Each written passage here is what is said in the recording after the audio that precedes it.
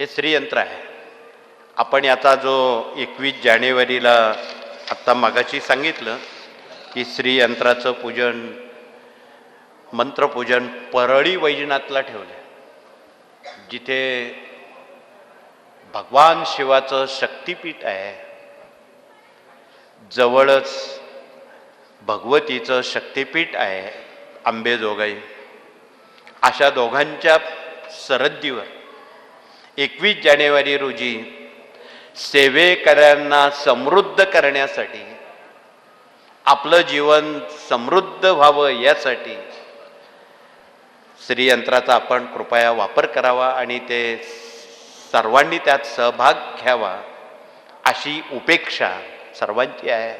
ती अपेक्षा पूर्ण करण्यासाठी आपण 21 जानेवारीला परळी येथे हा जाहीर उपक्रम मोठ्या प्रमाणात काही लाख भाविक त्या ठिकाणी या उपक्रमाला हजेरी लावून सहभाग घेणार आहेत.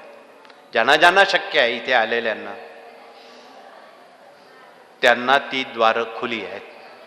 म्हणून आपण श्रीयंत्राचं अनन्यसाधारण महत्त्व आम जनतेपर्यंत कृपया पोचवा. त्यात संकोच मनात ठेवू नका. सगळेच जर लोक समृद्ध झाले तर त्यात हरकत काय आहे? म्हणून आपण हरकत घेऊ नये, सर्वांना संधी द्यावी. सर्वे संतु निरामया या उक्तीप्रमाणे, पसायदानाप्रमाणे ज्ञानेश्वर भावंडांचे विचार, संत श्रेष्ठ तुकाराम महाराजांचे विचार तथा संत मालिकेचे विचार या निमित्तानं आपणाला जनतेपर्यंत पोचवण्याला एक नामी संधी आहे.